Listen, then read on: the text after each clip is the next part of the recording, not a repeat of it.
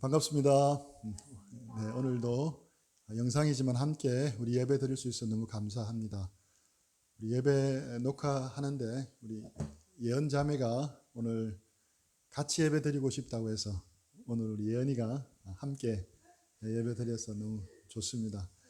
우리 계속 방송 녹화를 토요일 하는데 원하시는 분은 오셔서 함께 실제 녹화하는 예배에 같이 동참할 수 있을 것 같습니다. 오늘 예배 가운데 우리 주님께서 함께 하시고 우리 주님께서 영광 받으시고 예배 드리는 우리에게 주님 은혜가 넘치기를 소원합니다. 함께 찬양함으로 우리 예배를 시작하겠습니다.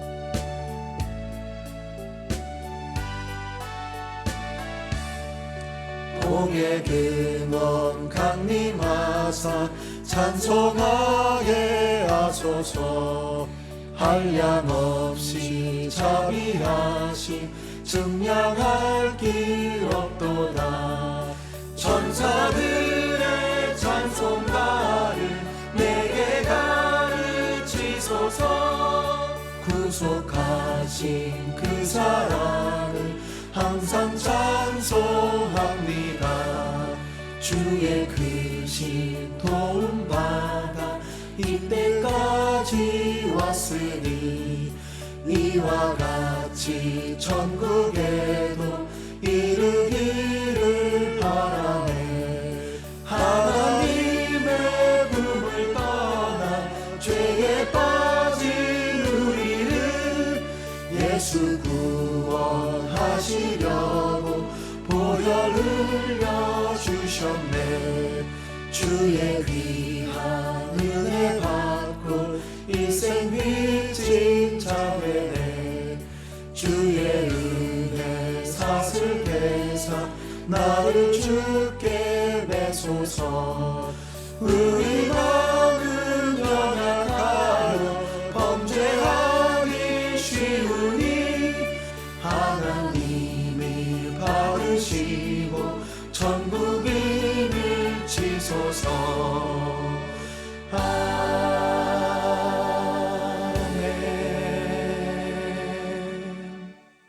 주를 위한 이곳에 한 곡 더 찬양하겠습니다.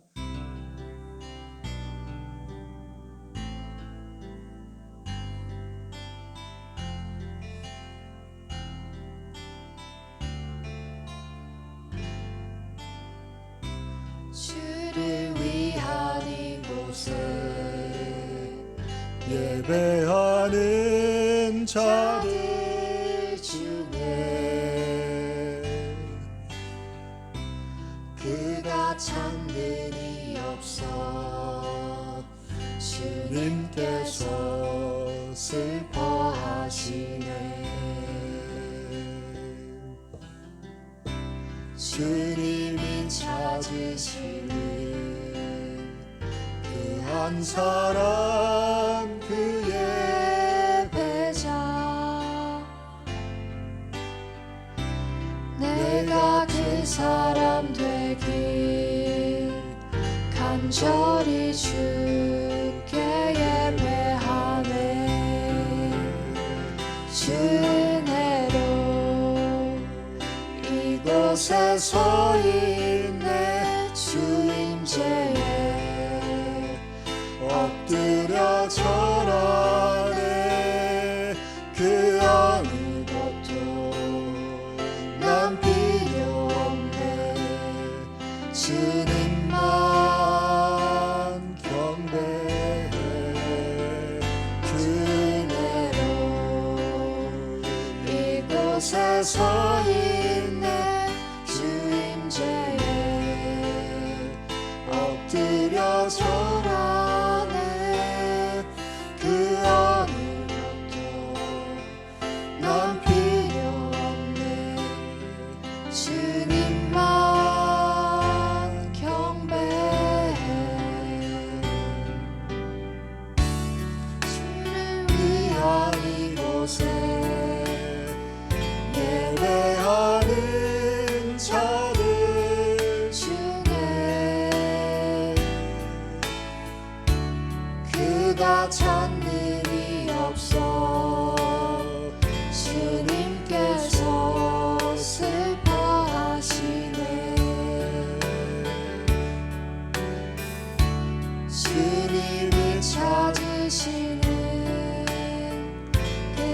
그 사람 그의 패자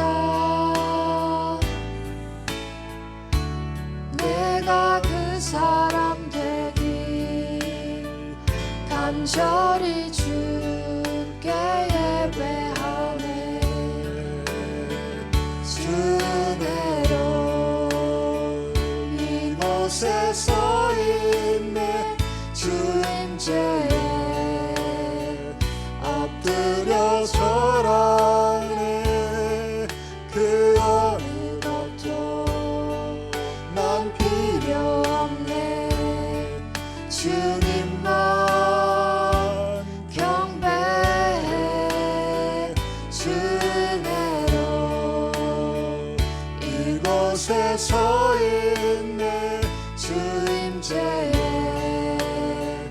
엎드려 절하네 그 어느 것도 난 필요 없네 주님만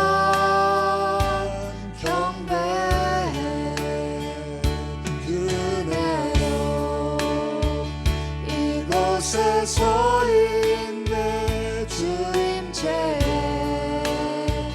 엎드려 절하네 그 어느 것도 난 필요 없네 주님만 경배해 주내로 이곳에 서 있네 주임제에 엎드려 절하네 그 어느 것도 난 필요 없네 주님만 경배해. 아멘. 예배를 위해서 우리 이정화 자매님 우리를 대표해서 기도하겠습니다. 한번 기도하겠습니다. 사랑과 긍휼이 풍부하신 하나님 아버지, 지난 일주일도 영적으로나 육적으로 저희를 지켜주셔서 오늘 주일 예배를 드릴 수 있게 하심을 감사합니다. 코로나로 인해 영상으로 예배를 드리지만 저희 마음과 생각은 주님께 있음을 고백합니다. 영상으로 드리는 예배지만 각자의 처소에서 신령과 진정으로 드리는 예배가 되게 하시고 하나님께서 흠양하시고 기뻐하시는 예배가 되도록 인도해 주소서. 코로나에 대한 백신과 치료제가 하루빨리 개발되어 모든 사람들이 평범한 일상을 회복할 수 있기를 간절히 바라는 마음입니다. 평범한 일상을 주시는 하나님의 은혜를 코로나로 인해 정말 절실히 깨달을 수 있었습니다. 모든 게 하나님의 은혜임을 고백하는 자가 저희 교회에 넘쳐나도록 인도해 주소서. 부활절 주일이 얼마 지나지 않았습니다. 2020년에는 주님의 십자가를 매일 마음에 새기는 자가 불일 듯 일어나도록 인도해 주소서. 내 삶의 주관자가 내가 아님을 뼛속까지 깨달아 내가 가진 시간, 돈, 몸, 마음, 관계, 생각 등을 허비하지 않고 하나님께 나에게 잠깐 허락하신 것을 인정하며 깨달아 나에게 주신 모든 것을 소중하고 존귀하게 여기는 청지기의 삶을 살아갈 수 있도록 인도하소서. 저희가 하나님 앞에 내려놓을 것이 있다면 내려놓게 하시고 죄 지은 것이 있다면 바로 깨달아 자백하는 자가 될 수 있도록 하소서. 주일에만 하나님을 찾고 기도하는 게 아니라 삶의 매 순간순간을 하나님을 찾는 자가 되게 하소서. 이 예배의 자리에 각자가 하나님께 나와 말씀을 듣고 변화받고자 합니다. 저희가 말씀을 깨달을 수 있도록 인도하소서. 사단 마귀가 가리고 왜곡하고 변질시키려 애쓰더라도 성경의 깊고 은밀한 비밀을 저희가 깨닫고 저희 삶이 변화할 수 있도록 인도하소서. 오늘 말씀을 전하시는 안 목사님에게 성령의 은혜를 덧입혀 주셔서 영과 홍과 관절과 골수를 쪼개는 말씀을 힘있고 담대하게 선포하며 그 말씀이 역사하는 것을 저희가 목도할 수 있도록 인도하소서. 건강하지 못하고 병과 싸우는 지체들이 있습니다. 하나님께서 친히 위로하셔서 그들에게 용기를 주시고 병에서 노임을 받고 건강할 수 있도록 인도하소서. 광훈이와 경민이 하나님께서 사랑하시는 자들입니다. 하나님이 주시는 위로와 은혜로 완치되었다 함을 듣는 기쁜 소식이 있게 하옵소서. 2020년 4월 19일 예배를 드릴 수 있음에 감사하고 예배의 시종일관을 주님께 부탁드립니다. 귀하신 예수님의 이름으로 기도드렸습니다.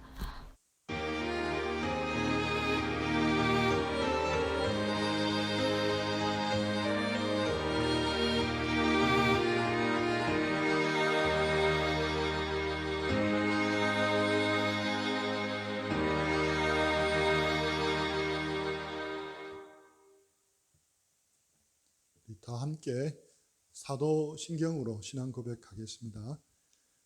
나는 전능하신 아버지 하나님 천지의 창조주를 믿습니다. 나는 그의 유일하신 아들 우리 주 예수 그리스도를 믿습니다. 그는 성령으로 잉태되어 동정녀 마리아에게서 나시고 본디오 빌라도에게 고난을 받아 십자가에 못 박혀 죽으시고 장사된 지 사흘 만에 죽은 자 가운데서 다시 살아나셨으며 하늘에 오르시어 전능하신 아버지 하나님 우편에 앉아 계시다가 거기로부터 살아있는 자와 죽은 자를 심판하러 오십니다. 나는 성령을 믿으며 거룩한 공교회와 성도의 교제와 죄를 용서받는 것과 몸의 부활과 영생을 믿습니다. 아멘. 오늘 하나님 말씀 같이 우리 3절에 해당하니까 같이 다 함께 읽겠습니다. 합독하겠습니다. 마태복음 7장 21절로 23절입니다. 자, 같이 읽겠습니다. 나더러 주여 주여 하는 자마다 다 천국에 들어갈 것이 아니요 다만 하늘에 계신 내 아버지의 뜻대로 행하는 자라야 들어가리라. 그날에 많은 사람이 나더러 이르되 주여 주여 우리가 주의 이름으로 선지자 노릇하며 주의 이름으로 귀신을 쫓아내며 주의 이름으로 많은 권능을 행하지 아니하였나이까 하리니 그때 내가 그들에게 밝히 말하되 내가 너희를 도무지 알지 못하니 불법을 행하는 자들아 내게서 떠나가라 하리라. 아멘. 오늘은 마태복음 7장 21절로 23절 본문으로 구원에 이르는 믿음이라는 제목으로 말씀을 함께 나누기를 원합니다. 우리가 천국에 가면 놀라는 것 세 가지가 있다고 합니다. 제가 자주 말을 했기 때문에 잘 아시리라 생각합니다. 첫 번째는 없을 줄 알았는데 와 있는 사람이 있다는 겁니다. 그래서 아니 네가 어떻게 왔지? 어떻게 여기 다 왔지? 도저히 올 사람이 아닌 것 같았는데 천국에 와 있는 겁니다. 아마도 우리가 모르는 사이에 그가 예수님을 만나고 회개하고 예수님을 믿어서 구원 받은 사람들입니다. 천국에 가면 놀라는 사실 두 번째가 있는데 있을 줄 알았는데 보이지 않는 사람이 있다는 겁니다. 예수님을 믿고 있다고 들었는데 아무리 찾아도 보이지를 않는 경우입니다. 분명 교회 장로이며 혹은 안주 집사이며 오랫동안 신앙생활을 열심히 한 사람으로 알고 있는데 아무리 찾아도 그 얼굴이 보이지 않는 경우입니다. 좀 더 리얼하게 표현하자면 우리와 함께 매주 주일마다 예배드리고 신앙생활 같이 했던 수원팀 형제 자매들인데 아무리 찾아도 보이지를 않는 겁니다. 그 형제는 여기에 못 온 모양이야. 아마 그 자매도 못 오고 지옥에 간 모양이야. 어쩌면 좋지. 안타까워. 이런 일이 결코 생겨서는 안 될 것이고 또 생기지 않도록 기도하고 있습니다. 우리 예배 보고 있는 예린이 예성이 잘 있나요? 예린이 예성이에게 한번 물어보겠습니다. 예린이 예성이는 엄마 아빠와 함께 다 천국에 갈 수 있겠습니까? 대답이 안 들리지만 예라고 들은 걸로 하겠습니다. 근데 우리 모두가 다 우리 예배드린 우리 모두가 다 천국에 갔는데 아무리 찾아도 다른 사람들은 다 보이는데 예린이 예성이가 안 보인다면 정말 큰일 나지 않겠습니까? 예린이 예성이 그때 그렇게 되면 어떨까요? 도리어 예성이가 저를 쳐다보면서 혹시 목사님 얼굴은 안 보이면 어떻게 하죠? 라고 묻는 것 같습니다. 목사인 제 얼굴이 안 보여서 찾느라 당황하는 일은 없어야겠습니다. 주일마다 얼굴을 대하고 만나는 우리 모든 한 사람 한 사람 모두가 다 천국에서 만날 수 있기를 바랍니다. 천국에 갔을 때 놀라는 사실 세 번째가 무엇이겠습니까? 바로 내가 거기에 와 있다는 사실입니다. 죄 많고 추하고 더러운 존재인데 이 영광스럽고 거룩한 천국에 감히 내가 어떻게 와 있지 하고 놀라는 겁니다. 오직 예수님을 믿은 것밖에 없는데 그것이 이런 놀라운 차이와 결과를 가져왔다는 것에 새삼 다시 놀라는 겁니다. 오늘 본문 말씀은 우리가 천국에 가서 놀라는 두 번째 사실이 생기지 않도록 주님께서 우리에게 주신 말씀이라고도 할 수 있습니다. 천국에 가서 아무리 찾아도 얼굴이 보이지 않는 그 형제, 그 자매가 되지 않으려면 오늘 말씀을 주의 깊게 잘 들으시기를 바랍니다. 오늘 본문은 마태복음 5장에서 7장까지 이어지는 예수님의 긴 설교의 결론 부분에 해당하는 말씀입니다. 예수님이 이 설교를 산 위에서 하셨기 때문에 산상설교 또 산상수훈이라고 제목을 붙입니다. 많은 성경학자들이 말하기를 5장부터 시작된 예수님의 설교는 7장 12절까지 가서 12절까지 끝이 나고 7장 13절부터는 이제 적용과 결론 부분에 해당한다고 말을 합니다. 적용하며 결론적으로 말씀하시기를 예수님은 우리에게 선택하라고 엄중하게 도전하십니다. 넓은 길과 좁은 길 중에 하나를 선택하라고 하시고 거짓 선지자와 참 선지자 중에 하나를 선택하라고 하십니다. 그리고 마지막으로 말씀에 대해서 순종하고 불순종하는 그 두 길 가운데 하나를 선택하라고 하십니다. 그러면서 예수님은 결코 받아들일 수 없는 두 가지를 거듭 말씀하십니다. 첫째는 오늘 본문에서 말씀하시는 것으로 말로만 신앙 고백을 하는 겁니다. 그리고 둘째로는 순전히 지적으로만 아는 겁니다. 이거는 오늘 본문 뒷부분인 24절에서 27절에서 다룹니다. 둘 중에 어떤 것도 우리의 순종의 삶을 대신할 수가 없습니다. 둘 다 그냥 순종을 위장하는 것뿐입니다. 예수님은 우리의 영원한 운명은 철저하게 우리의 순종에 달려 있다고 매우 엄숙하게 강조를 하고 있습니다. 이것이 산상수훈 긴 설교의 결론 부분입니다. 오늘 본문에 나오는 사람들은 순종과 불순종 중에서 무엇을 선택한 사람이겠습니까? 불순종을 선택한 사람입니다. 순종을 하지는 않고 입술로만 신앙 고백을 한 것을 선택했습니다. 영어로 보면 알 수가 있는데 영어 성경에 보면 say라고 나옵니다. 21절에 보면 나더러 주여 주여 하는 자마다 이렇게 하는이란 단어는 영어로 say입니다. 그리고 22절에 그날에 많은 사람이 나더러 이르되가 역시 say입니다. 이렇게 말만 한다는 겁니다. 이들은 구원이 예수님에 대해서 말하는 것에 달려 있다고 믿었던 사람들입니다. 하지만 예수님은 이런 사람들에게 뭐라고 말씀하십니까?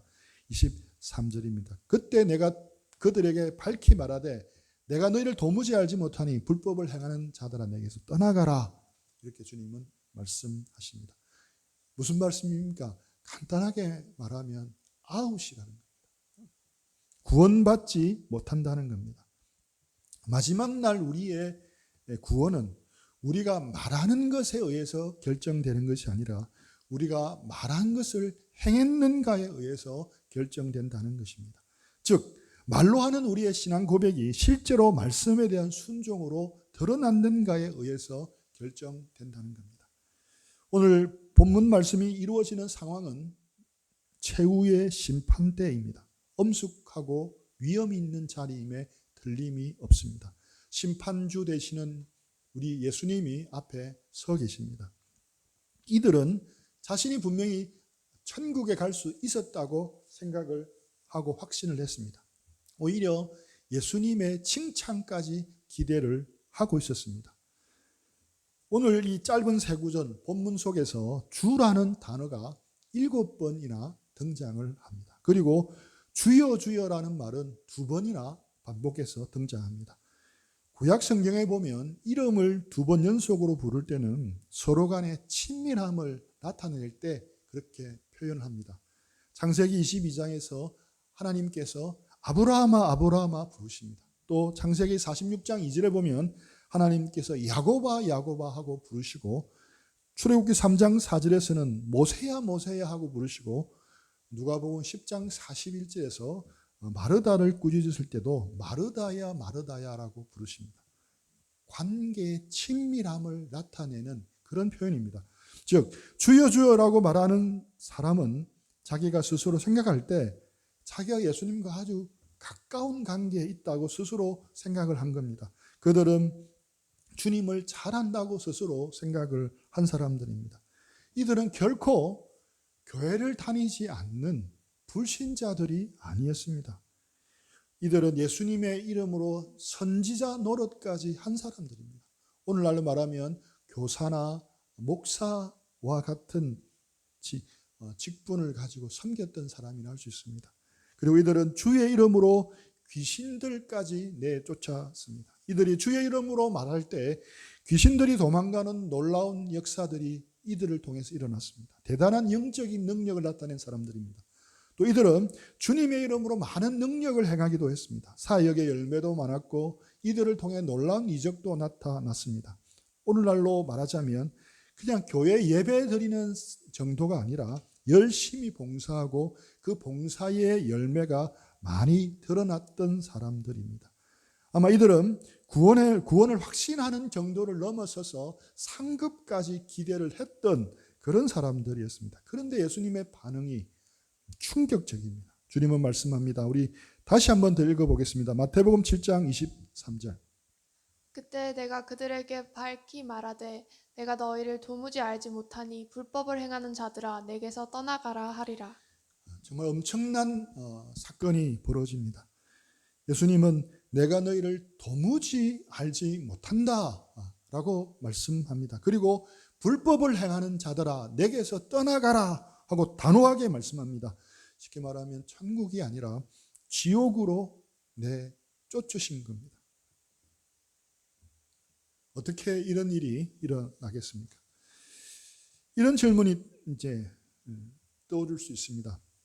그들은 주님의 이름으로 많은 능력까지 행했던 사람들인데 지옥에 간다니 도대체 어떻게 이해를 해야 되겠습니까? 무자격자가 주님의 이름으로 일할 때도 효과가 나타날 수 있는 겁니까? 라고 물을 수 있습니다. 답이 뭘까요? 답은 있다입니다. 예수님의 이름 자체에 권세와 능력이 있기 때문에 그렇게 할 수가 있습니다. 이는 쉽게 설명하자면 마치 대통령의 이름을 도용하여 사기를 칠 때 상대방이 속아 넘어가는 것과 마찬가지 이치입니다. 대통령의 이름에는 능력이 권세가 있기 때문입니다. 이와 같이 예수님의 이름이 가지는 권세와 능력이 있습니다. 그 이름으로 사역하면 귀신이 떠나가고 이적이 나타나고 각종 능력이 나타날 수 있습니다. 그리고 신비하고 놀라운 능력이 나타난다고 해서 우리가 야 놀랍구나 다 좋다고 막 쫓아다니면 이런 이유 때문에 절대 안 되는 겁니다. 예수님의 말씀에 의하면 아무리 바른 교리를 예수님의 이름으로 설교했다고 해서 천국에 들어갈 수 없다고 말씀합니다. 아무리 엄청난 이적과 기사를 행하는 자라 하더라도 또 세계적으로 유명하게 은사를 발휘한 사람이라 할지라도 천국에 들어가지도 못할 수 있다고 말씀하십니다. 다른 사람은 몰라도 그 사람만은 분명히 천국에 들어가리라고 생각했던 사람도 사람은 그렇게 말할 수 있지만 그렇게 되지 않을 수도 있습니다. 예수님이 산상수훈의 결론으로 이렇게 말씀하신 겁니다. 그런데 이들은 무슨 이유로 자신들의 확신과는 다르게 천국에 들어갈 수가 없는 겁니까? 그것이 바로 오늘 본문에 답이 있습니다. 23절에 보면 불법을 행하는 자들아, 불법을 행하는 자들아, 여기에 답이 있습니다. 불법을 행하는 자들아의 의미를 잘 알아야 합니다. 이 불법이라는 단어는 아노미아라는 단어입니다. 우리가 아노미 현상에 대해서 아시잖아요. 그 아노미가 바로 이 아노미아에서 온 단어입니다. 아는 부정 접두사이고 노미아는 율법을 나타내는 단어입니다. 즉 아노미아는 법이 없다, 무법을 의미하는 겁니다. 불법을 행하는 자들아를 쉽게 말한다면 법이 없이 살아가는 상태, 법이 없는 상태로 살아가는 사람들이란 뜻입니다. 법이 있어도 여러 가지 범죄가 일어나기 마련인데 법마저 없으면 사회는 엉망이 되어버립니다. 즉 아노미아, 불법을 행하는 자들이라는 말은 선과 악이 무엇인지에 대해서 스스로가 결정을 내리는 상태를 가리키는 말입니다. 하나님께서 성경에 이것은 선, 이것은 악이라고 말씀하셔도 그것을 무시하고 자기가 결정을 내리는 겁니다. 떠오르는 사건이 뭡니까? 바로 선악을 알게 하는 열매를 먹은 것과 같은 의미입니다. 선과 악은 하나님이 규정하십니다. 하나님이 입법자입니다. 하나님께서 뭐라고 말씀하셨는지 상관없이 스스로가 입법자가 되어서 자신이 신이 되어 있는 상태를 아노미아라고 말하는 겁니다. 따라서 불법을 행하는 자들아라는 말의 진정한 의미는 나 외에 다른 신을 내게 있게 할지 말지라는 일계명을 어긴 것과 같습니다. 자기가 하나님이 되고 자기가 입법자가 된 것입니다. 이처럼 중요한 기준이 뭐냐? 하나님과 하나님의 말씀에 순종한 여부입니다. 나 외에 다른 신을 내게 있지 않게 한 겁니다. 우리 여러분 각자에게 스스로에게 한번 물어보시면 좋겠습니다. 여러분의 삶의 최종 결정권자는 누구입니까? 여러분의 마음의 최종 주권자는 누구입니까? 구원받는 믿음을 가진 사람들에게 나타나는 두드러진 특징은 최종 주권자가 바뀌는 겁니다. 더 이상 자기 자신이 최종 주권자가 되지 않고 하나님을 최종 주권자로 모시는 것을 기쁘게 선택하는 겁니다. 중요한 포인트는 기쁘게 선택하는 겁니다. 억지로 하는 것이 아니라 기쁘게 선택하는 겁니다. 또 구원받은 이런 믿음을 가진 사람들에게는 지루하던 예배가 혹은 지루하던 성경 읽기와 공부가 또 매일 해야 하는 큐티가 즐거움과 기쁨이 되기 시작합니다. 그리고 이전에 즐겼던 죄가 미워지기 시작하고 더럽게 보이기 시작합니다. 물론 여전히 죄에 빠지기도 하지만 이 죄를 하나님이 슬퍼하신다는 것을 깨닫고 돌이키려고 애를 씁니다. 저희 부부가 신혼일 때 팀 모임을 저희 집에서 했습니다. 팀 형제 중에 한 명은 늘 지각을 했습니다. 근데 신기하게 지각하고 했지만 빠지는 일은 거의 없었습니다. 지각하고 또 팀 모임이 다 마쳐갈 즈음에 올 때도 들어 있었습니다. 그리고 팀 모임을 마치면 제일 먼저 사라지는 형제였습니다. 당시 형이 아주대 학생이었는데 그 수원 지부 김상중 형제님 팀에서 함께 교제했던데 이 형의 전도를 받고 네가 대학에 가면 꼭 교제에 나오라고 약속을 하고 또 권유를 받았던 터였습니다. 하지만 이 형제는 교제에 나오기 싫어서 캠퍼스에서 전도하는 사람들을 안 만나려고 그렇게 애를 쓰다가 우연찮게 전도하는 저를 만나게 된 겁니다. 그래서 자의반 타의반으로 교제에 나오게 됐고 그랬지만 모임에는 소극적이었고 말씀을 들을 때는 졸기가 일쑤였습니다. 아무리 다 일러도 지각하는 것이 습관이 되었습니다. 그런데 대학교 3학년 어느 날부터 이 형제의 삶이 갑자기 바뀌기 시작을 했습니다. 팀 모임 30분 전에 오고 1시간 전에 오는 겁니다. 뭐 도울 일이 없냐는 겁니다. 그리고 팀 모임을 마치고 식사 교제까지 다 마쳐도 집에 갈 생각을 안 하는 겁니다. 제일 일찍 오고 제일 늦게 가는 형제가 됐습니다.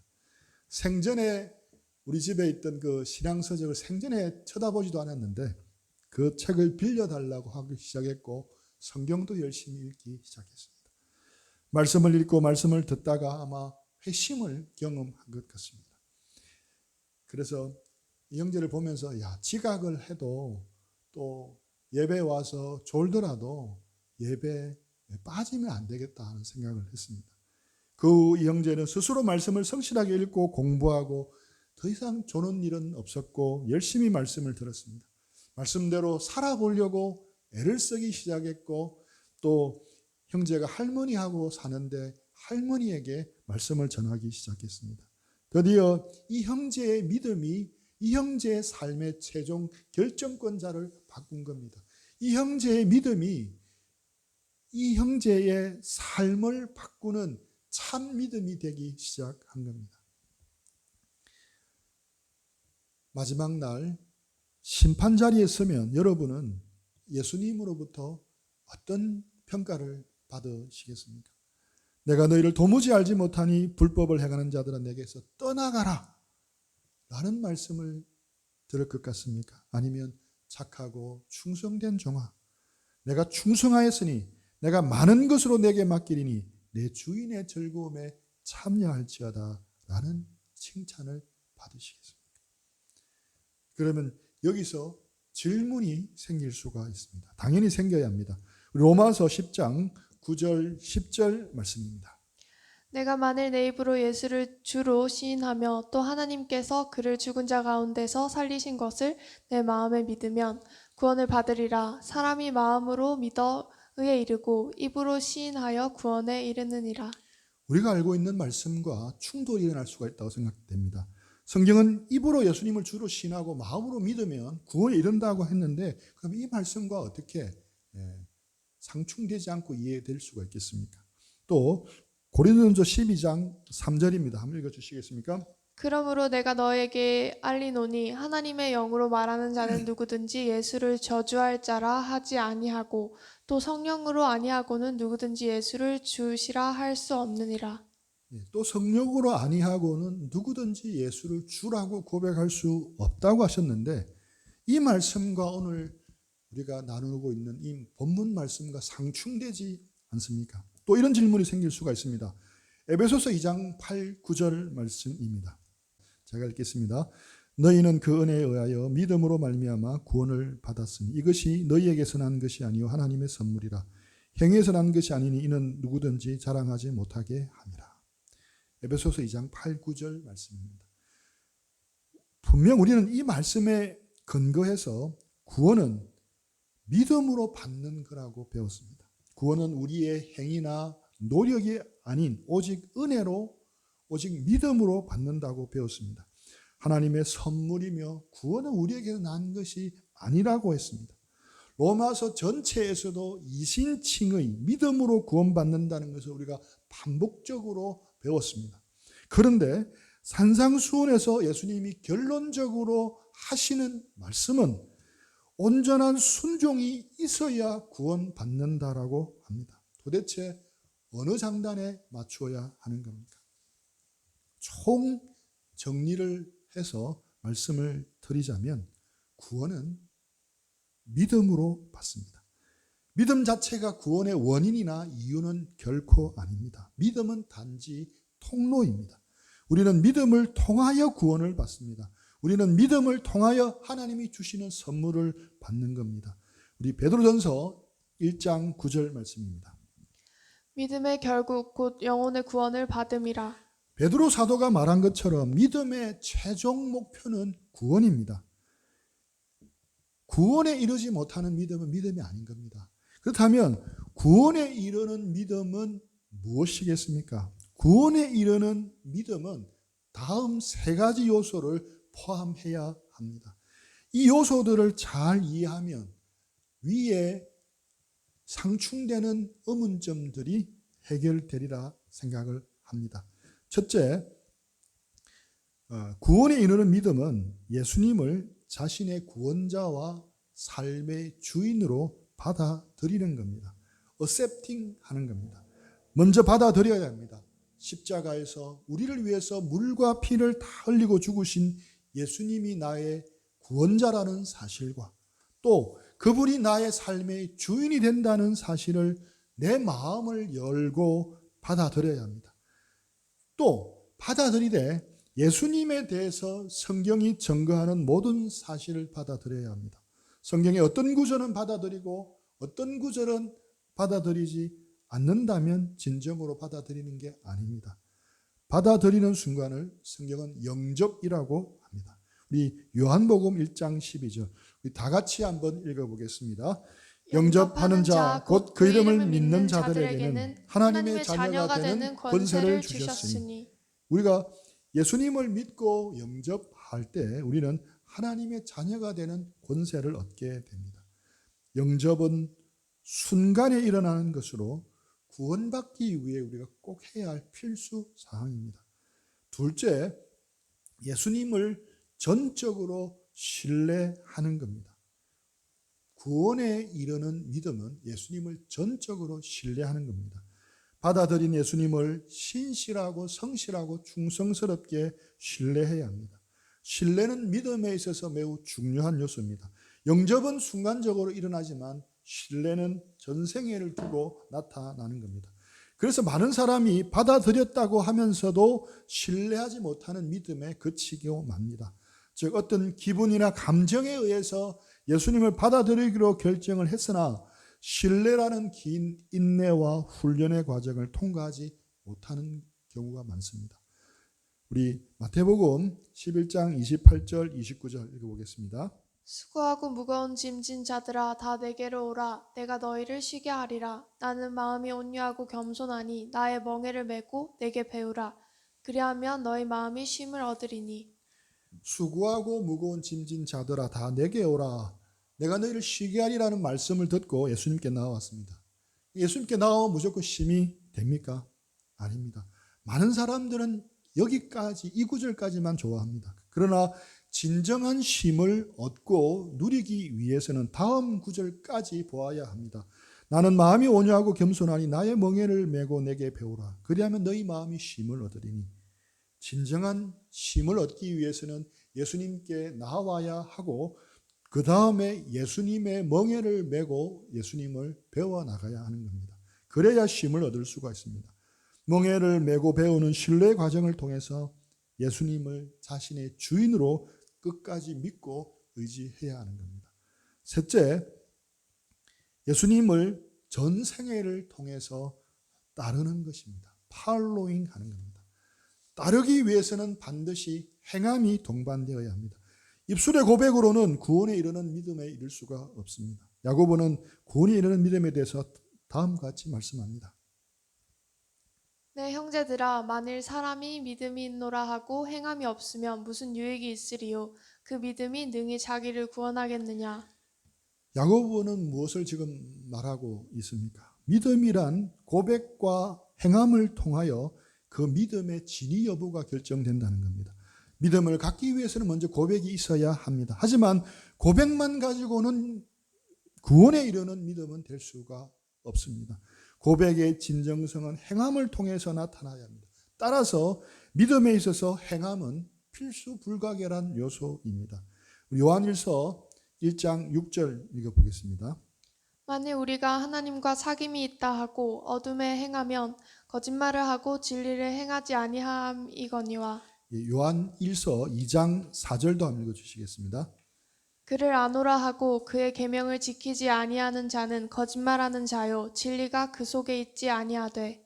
요한일서에서 이렇게 계속 반복하는 게 뭐냐면 말로만 하는 신앙 고백은 거짓이라고 말하고 있습니다. 야고보서 2장 17절 이와 같이 행함이 없는 믿음은 그 자체가 죽은 것이라. 야고보 사도도 행함이 없고 고백만이 있는 믿음은 믿음이 아니라고 말합니다. 왜냐하면 그 믿음이 죽었기 때문입니다. 분명 성경은 믿음으로 구원받는다라고 말씀합니다. 하지만 구원에 이르는 믿음에는 순종의 열매가 나타난다는 것을 알아야 합니다. 그래서 산상수훈 결론에서 예수님께서 바로 이 말씀을 하신 겁니다. 구원에 이르는 믿음을 갖기 위해서는 먼저 예수 그리스도를 내 삶의 주인으로 받아들이는 게 필요합니다. 받아들인 예수님을 내가 신뢰하고 신뢰한 예수님을 내 일평생 따라가야 하는 겁니다. 그런 행함을 통해서 나타나야 한다는 겁니다. 이것이 바로 구원에 이르는 믿음에 포함되어야 할 요소입니다. 예수님은 산상수훈의 말씀을 마무리하면서 적용과 결론으로 분명하게 도전하십니다. 결단하고 선택하라고 말씀합니다. 넓은 길로 갈까? 좁은 길로 갈 것인가? 거짓 선지자들을 따를 것인가? 참 선지자들을 따를 것인가? 신앙 고백만 하는 신앙생활을 할 것인가? 아니면 신앙 고백대로 살아가는 신앙생활을 할 것인가? 말씀을 듣고만 말아서 모래 위에 집을 짓는 신앙생활을 할 것인가? 아니면 말씀을 듣고 행하는 신앙생활을 해서 반석 위에 집을 지을 것인가? 성경은 믿음으로 구원받지만 구원의 믿음은 바로 예수님의 이 도전에 올바른 선택을 하는 거라고 말씀합니다. 그 선택의 결과 분명 멸망과 생명, 또 영원한 하나님의 나라와 영원한 지옥의 형벌이 분명하게 갈린다라고 말씀하는 겁니다. 산상수훈에 대해서 연구하고 책을 써낸 우리 존 스토트 목사님은 이런 이유 때문에 성경은 위험한 책이라고 말합니다. 교양서적 읽듯이 편하게 읽을 수 있는 책이 아니라 위험한 책이다라는 겁니다. 왜냐하면 성경은 우리의 삶 전체를 뒤집어 놓는 혁명과도 같은 것을 요구하고 있기 때문입니다. 또 그런 이야기하기를 교회는 그냥 다닐 수 있는 곳이 아니라 진정한 회원이 되기에는 위험한 집단이라고 말합니다. 이 역시 마찬가지입니다. 단지 동창회 나가듯이 나가는 곳이 아니라 우리의 삶의 주인이 바뀌는 구테타를 요구하기 때문인 겁니다. 그래서 존 스토트 문제는 이 문제를 깊이 숙고하고 하라고 산상수훈을 강해하면서 권면하고 있습니다. 우리가 예수님을 주님으로 고백하는 것은 우리의 삶의 최종 결정권자가 바뀌고 이 말씀을 따라 일평생 내가 순종하고 이 교회 공동체에서 일평생 함께 한다는 것을 포함하기 때문입니다. 그래서 우리는 우리가 믿는 신앙에 대해서 진지하게 생각하고 결정해야 합니다. 초대교회 신앙의 선배들에게는 이런 삶은 그 당시 믿는 모든 사람에게는 너무나도 보편적이고 당연한 것이었습니다. 하지만 지금 현대 교회는 이런 삶은, 이렇게 살아가는 삶은 일부 몇몇 헌신된 사람이나 그렇게 사는 거라고만 여깁니다. 변질된 겁니다. 교회에서는 예수님의 구원의 복음이 희미해지고 있습니다. 예수님의 도전적인 구원의 복음이 사라지고 있습니다. 대신 그 자리에 형통과 번영의 복음, 건강의 복음, 긍정의 힘, 자아 발견을 통한 치유, 세상에서의 성공이 대신 들어와 꿰차고 자리를 차지하고 있습니다. 한마디로 참 복음은 외면을 당하고 있습니다. 이신칭의의 복음은 긍정적 사고로 대체가 되었고 성경 말씀은 행복한 삶을 위한 부교재 중에 하나로 전락하고 말았습니다. 죄인을 구원하지 못하는 기독교는 더 이상 기독교로서 존재할 가치가 없습니다. 구원은 교회가 존재하는 가장 중요한 이유입니다. 또한 성도가 교회에 출석하는 가장 중요한 이유입니다. 구원은, 우리가 받은 구원은, 예수님이 우리에게 주신 구원은 위대한 겁니다. 세상에서 가장 위대한 선물, 위대한 것이 구원입니다. 우리 수원팀에 속한 모든 형제 자매들 한 사람 한 사람도 빠짐없이 구원에 이르는 믿음을 소유하기를 축복합니다. 오늘 말씀을 듣고 기뻐하는 사람도 있을 것이고 아마 심각해지는 사람도 있을 겁니다.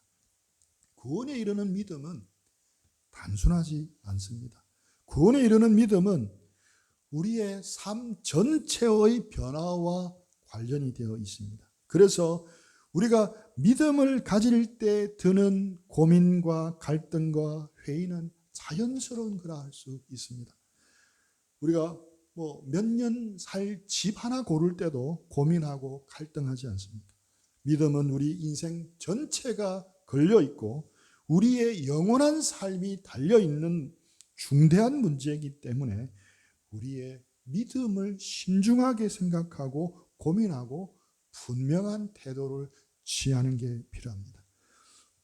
오히려 그냥 이런 것이 없이 그냥 좋은 게 좋다고 하는 그런 사람은 그 믿음의 진정성을 의심해 볼 필요가 있다 생각합니다. 혹시 지옥이 있으면 큰일 날 수가 있잖아. 그래서 일단 믿어두자. 천국이 없다고 해도 큰 손해는 없잖냐. 근데 지옥이 있으면 큰일 나니까. 이런 식으로 마치 보험에 들듯이 예수님을 믿는 것은 구도의 과정에서는 있을 수가 있습니다. 그러니까 온전한 믿음을 찾아가는 과정에서는 있을 수가 있는 일입니다. 하지만 그것은 지나가야 하는 과정이지 그것만으로 구원에 이르는 믿음이라고는 할 수가 없는 겁니다. 우리 예배 드리고 있는 또 우리 모든 수원팀에 속한 형제 자매들 한 사람 한 사람 그 한 얼굴들을 천국에서 한 사람도 빠짐없이 다 볼 수 있기를 소망합니다. 이를 위해서 주께서 우리에게 은혜를 베풀어 주시도록 간절히 저도 기도하고 있습니다.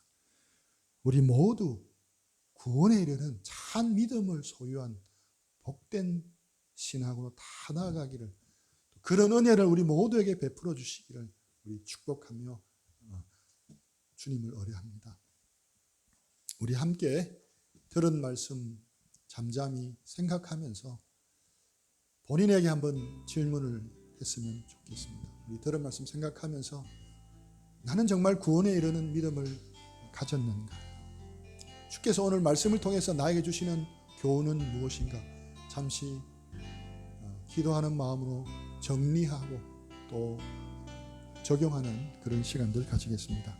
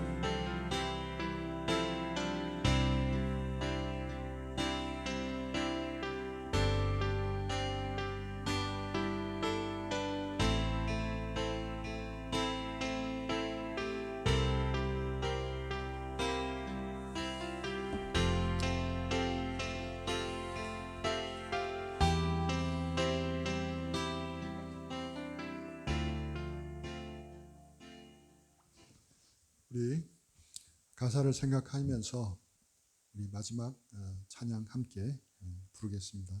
구원으로 인도하는 그 문은 참 좁으며 생명으로 인도하는 그 길은 참 험하니. 함께 찬양하겠습니다.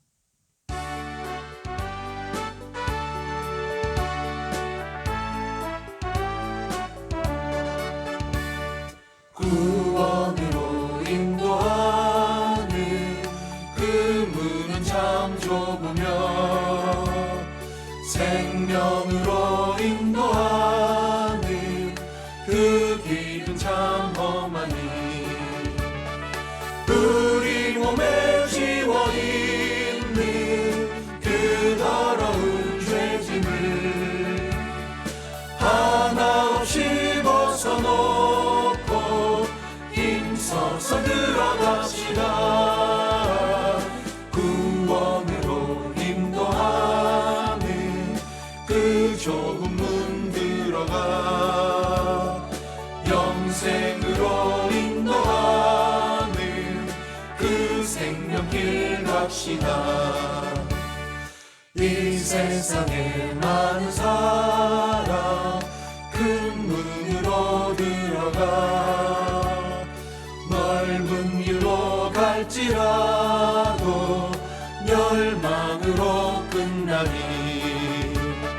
세상 헛된 부귀영화 모두 내어버리고 주의 말씀 순종하여 그 생명길로 갑시다. 구원으로 인도하는 그 좁은 문 들어가 영생으로 인도하는 그 생명길 갑시다. 구원의 문 열렸으니 주의 공로 힘입어 주저 말고 들어가서 생명길로 갑시다. 구원의 문 닫힌 후에 들어가고 싶구나. 한 번 닫힌 구원의 문 또 열려지지 않으리. 구원으로 인도하는 그 좁은 문 들어가 영생으로 인도하는 그 생명길 갑시다. 아멘. 구원의 문 열렸으니 주의 공로 힘입어 주저 말고 들어가서 생명길로 갑시다. 구원의 문 닫힌 후에 들어가고 싶으나 한 번 닫힌 구원의 문 또 열려지지 않으리. 구원으로 인도하는 그 좁은 문 들어가 영생으로 인도하는 그 생명길을 갑시다. 우리 한번 들은 말씀 가지고 하나님께서 우리에게 분명한 구원의 확신 가운데 구원에 이르는 믿음 가운데 굳게 설 수 있도록 우리 속에 함께 해주시도록 한번 기도하며 나아가겠습니다. 우리 한번 기도하겠습니다. 하나님 아버지, 이 눈으로 구원의 은혜를 값없이 깨닫게 해주시고 성령으로 태어나시켜 주시고 이끄시면서 감사합니다. 하나님, 저희 부부, 우리 가족, 우리 형제자매들 한 사람 한 사람 주님께서 알아주시고 축복해 주셔서 하나님, 우리 형제자매들의 가족들, 부모님들까지 구원받는 믿음에 이를 수 있도록 복 주시고 은혜를 베풀어 주시옵소서. 이 일에 전적으로 저희는 무능함을 고백합니다.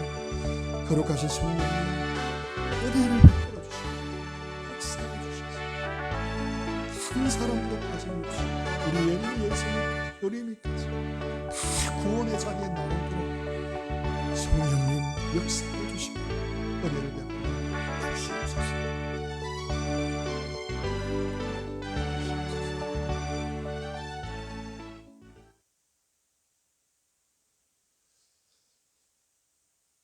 자비하시고 은혜로우신 하나님, 긍휼이 풍성하신 하나님, 수원팀 형제 자매들 한 사람 한 사람 위해, 또 우리 형제 자매들의 가족들 한 사람 한 사람들 위해 역사하셔서 한 사람도 빠짐없이 하나님이 주시는 영원한 생명의 나라로, 구원의 나라로, 빛의 나라로 들어가는 복을 허락하여 주시옵소서. 구원에 이르는 온전한 믿음 가운데 모두가 다 이르도록 하나님 은혜 베풀어 주시고 역사해 주시옵기를 간절히 소원합니다. 지금은 우리 주 예수 그리스도의 은혜와 하나님 아버지의 놀라우신 사랑과 이 구원의 복음과 믿음을 깨닫도록 역사하시는 성령님의 역사하심이 우리 함께 예배를 드리는 모든 수원팀 형제 자매들과 그 가족들 위해 지금부터 영원토록 함께 있기를 간절히 축원하옵나이다.